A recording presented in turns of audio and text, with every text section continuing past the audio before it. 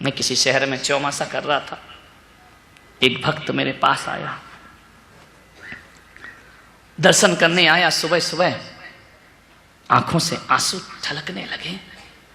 मैंने कहा सुबह सुबह क्यों रो रहे हो?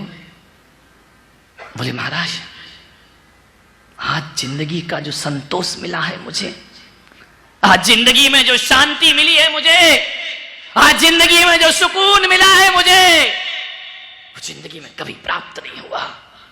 मैंने कहा बताओ तो क्या मिल गया तुमको आज? मान्यवर, इस घटना से जिंदगी को बदलने का प्रयास करना, इसे घटना समझ के मत छोड़ देना। उसने कहा कि महाराज, मेरी एक बेटी है, मेरा एक बेटा है, बेटी पढ़ लिख करके योग्य हो गई है, मैंने ईमानदारी का जीवन जिया है। मैंने टीवी पर आपके एक दिन प्रवचन सुने और उसी दिन मैंने संकल्प कर लिया कि जिंदगी को बड़ी आदर्श जिंदगी बना करके जीऊंगा। मैंने बेईमानी छोड़ दी, मैंने ईमानदारी से जीवन जीना सीख लिया। मैंने सादा जीवन, उच्च विचार का जीवन जिया कि अपने विचारों को ऊंचा रखूंगा। मैंने बहुत अच्छा आदर्श जीवन जीने का प्रयास किया।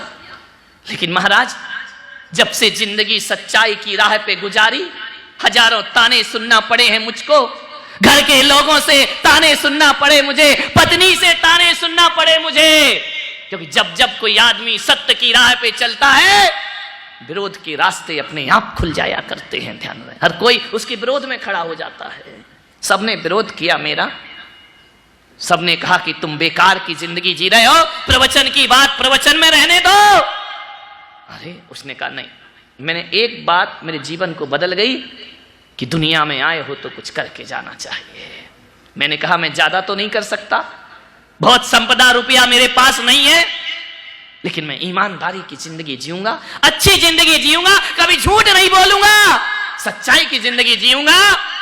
और उस दिन से महाराज मैंने क्रोध करना छोड़ दिया, वरना मैं बात बात पर बच्चों पर गुस्सा करता था। जब बच्चों पे गुस्सा करता था ना, तो बच्चे इंतजार करते थे कि पापा कब बाहर जाएंगे।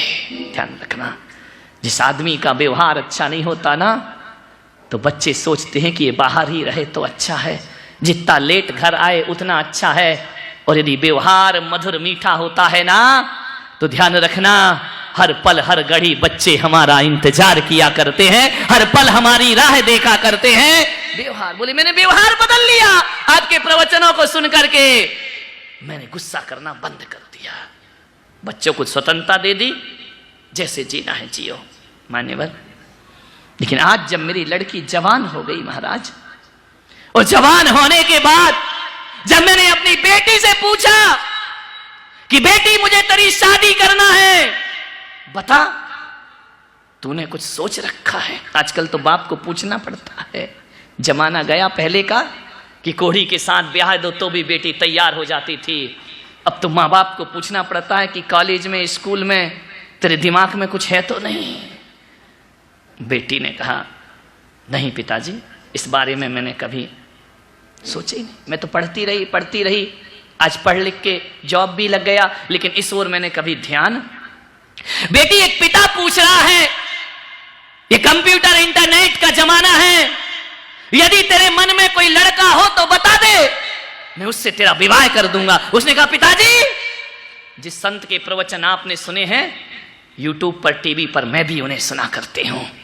मैंने आज तक इस बारे में कुछ सोचा नहीं, मैंने तो यही सोचा है कि जो मेरे पिता को पसंद होगा वही मेरी पसंद होगी।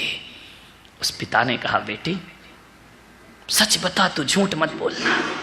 बोले पिताजी, मैं आपकी कसम खा के कहती हूं, मैंने अपने दिमाग में कभी इस तरह की बातों को जन्म नहीं, मैं एक आदर्श जीवन जीती रही। बेटा एक काम कर, चल इतना तो बता, कोई लड़का नहीं है चलेगा, अब तेरे हाथ पीले करना है, तेरी शादी करना है, तो इतना बता दे। लड़का तेरे दिमाग में नहीं है, कोई बात नहीं, इतना तो दिमाग में होगा ना कि तू बिजनेसमैन से शादी करेगी या सर्विस क्लास से शादी करेगी, नौकरी वाला लड़का चाहिए या दुकान व्यापार वाला लड़का चाहिए, उद्योगपति चाहिए। जानते उस बेटी ने कहा पिताजी, मैंने इस बारे में भी कुछ नहीं सोचा है कि मुझे बिजनेसमैन चाहिए या सर्विस क्लास चाहिए। बोले बेटा फिर भी बता तो दे, मुझे लड़का ढूंढने में सहूलियत होगी। कल को मैं शादी कर दूं और तेरा मन ना लगे तो फिर क्या होगा? पिताजी आप देखिए, जैसा आप उचित समझे। बोले बेटी, ना तो तू ये बता रही कि लड़का कोई पसंद है, तो तू कह रही पसंद नहीं है। मैं पूछ रहा हूं सर्विस वाला चाहिए, बिजनेस वाला चाहिए? बोले ये भी मुझे नहीं मालूम। तो बेटी एक बात बता, तुझे किस तरह के लड़के पसंद हैं?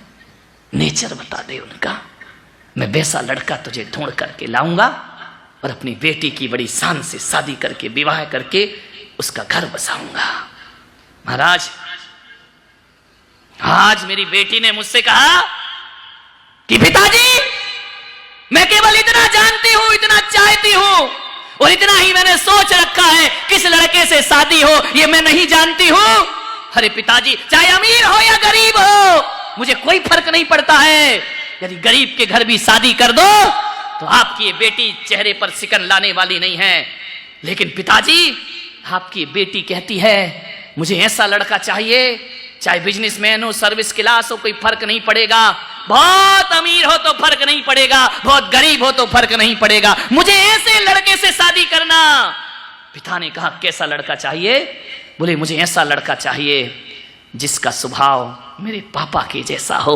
मैं उस लड़के से शादी करना चाहती हूँ, जिसका नेचर मेरे पापा के जैसा हो, जिसकी बातें मेरे पापा के जैसी हो, जिसका आदर्श मेरे पापा के जैसा हो, जिसका व्यवहार मेरे पिता के जैसा हो। ऐसे लड़के से बेटी शादी करेगी। महाराज, उस दिन मेरी छल छला गई आंखें और आज मुझे लगा अपने जीवन में, आज मुझे महसूस हुआ कि मेरी बेटी ने लाख 10 लाख करोड़ की डिमांड नहीं की।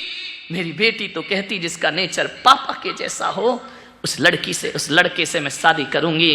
और आज मुझे एहसास हुआ कि मैं दुनिया की नजरों में आदर्श बना या ना बना, अपने बच्चों की नजरों में आदर्श बन करके जिंदगी मैंने जी है, अपने बच्चों की नजरों में इज्जत कमाई है। मैं आपसे निवेदन करता हूं पूना वालों, अरे दुनिया में इज्जत करवाना कोई बहुत बड़ी बात नहीं होती है।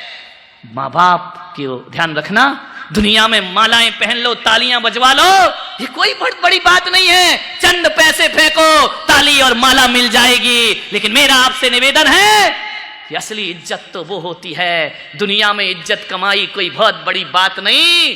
अरे बच्चों की नजरों में इज्जत कमाओ, ये जिंदगी की बहुत बड़ी बात हुआ करती है। इससे बड़ी जीवन की साधना और कोई नहीं हो सकती है।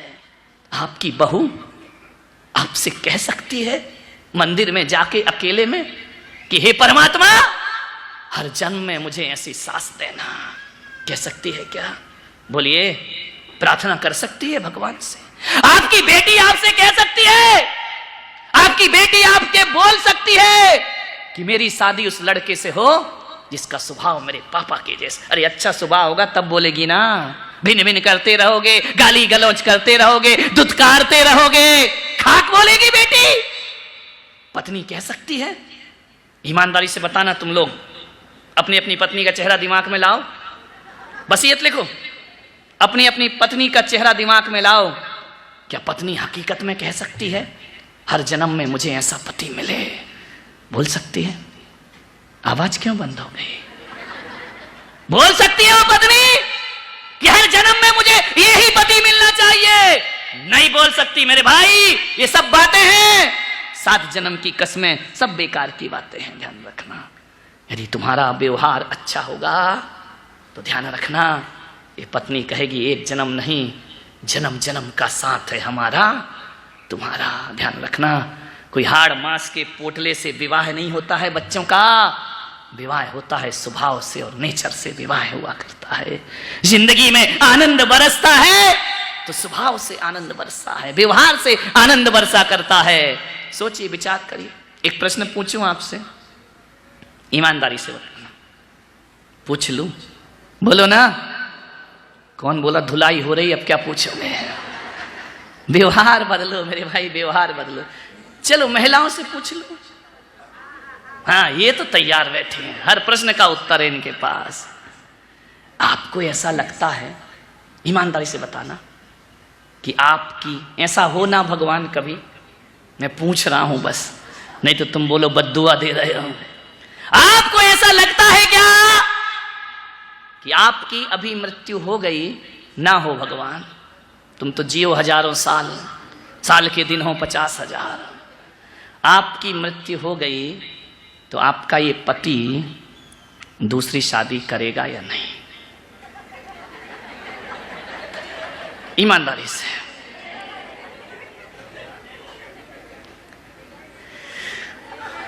देखो, बिल्कुल गड़बड़ मत करो। करेगा या नहीं करेगा? एक जगह मैंने पूछा, बोली करेगा महाराज।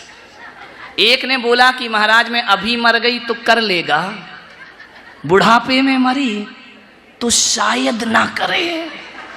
मैंने कहा इसमें शायद क्यों लगा रही है? बोले हमने बूढ़े बूढ़ों को शादी करते देखा है। ध्यान रखिए मान्यवर, आप यहां मत बताओ, अपने दिल से पूछो। यदि आपको लगता है कि आप क्या पति दूसरी शादी कर लेगा तो इसका मतलब इतना ही है कि आपका स्वभाव अच्छा नहीं है। ध्यान रखिए, आपका नेचर अच्छा नहीं है, गलती उसकी नहीं।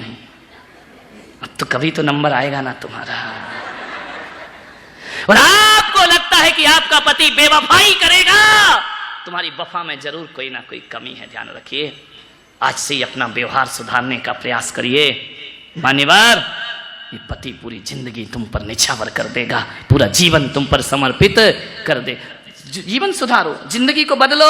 जिंदगी बहुत आसान भी है और जिंदगी बहुत कठिन भी है। मान्यवर, आप सोचो, आप सोच सकते हो आपकी बहू आपका इंतजार कर सकती है।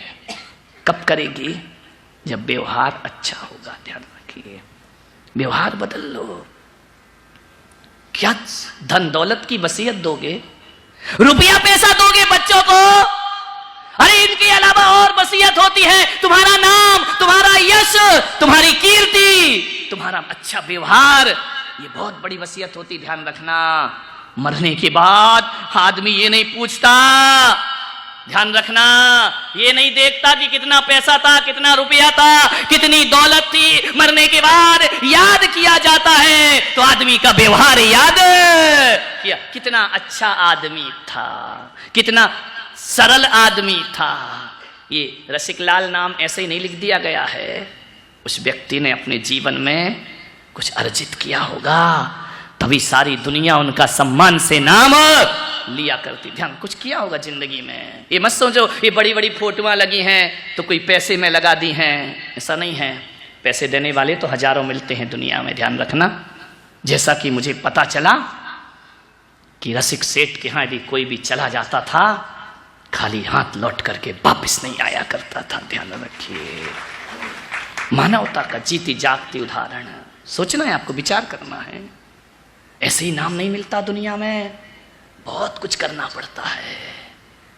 धनपतियों की कमी थोड़ी है, पूना में कितने सारे होंगे, लेकिन सब धनपतियों में इतनी हिम्मत है कि एक फोटो यहाँ पे आके लगवा सके। ध्यान रखना, इसके लिए बहुत कुछ जीवन में अर्जित करना पड़ता है। पूज्यताएं ऐसे ही नहीं मिला करती हैं, सम्मान ऐसे ही नहीं मिला करता है, नाम ऐसे ही नहीं मिला करता है। बहुत कुछ कर, आज मैं पुलक सागर किसकी, आज 25 साल हो गए मुझे इस मुकाम में पहुंचने के लिए। एक दिन में जिंदगी की ऊंचाइयां नहीं मिला करती हैं मेरे भाई, पूरी जिंदगी खपाना पड़ती है, तब लोगों की जुबान पर अपना नाम आया कर। ऐसे ही नाम आ जाता है क्या? बहुत कुछ करना पड़ता। अपना व्यवहार, क्या आप दुनिया की नजरों को छोड़ो, बच्चों की नजरों में इज्जत बना पाए हैं? बोलिए, आपका बेटा कह सकता है हर जन्म में तुम मेरे पिता बनो? यदि आपका स्वभाव अच्छा होगा तो जरूर कहेगा, स्वभाव अच्छा नहीं होगा कोई नहीं कहने वाला, वो तो कहेगा इस जन्म का ठीक है, निपटे खेल खत्म। जान रखिए मान्यवर, सोचना, बहुत अच्छा जीवन बनाओ। ये असली स्वभाव की वसीयत आप सौंपने का प्रयास करिए। जिंदगी की असली वसीयत वही हुआ करती। आज मैं गर्व से कहता हूं, हमारे पूर्वजों ने हमें वसीयत में धन दौलत माया दिया नहीं दी, सन्यास की विरासत हमारे पूर्वज हमारे जीवन में सौंप करके गए। होड़ लगी है सन्यासियों की, इसके बाद वो सन्यासी, इसके बाद वो सन्यासी। महात्मा बुद्ध ने राहुल को सन्यास दिया तो मेरी दादी देवमती ने हम जैसे ना जाने कितनों को सन्यास की विरासत सौंप करके चली। ये जीवन की हकीकत।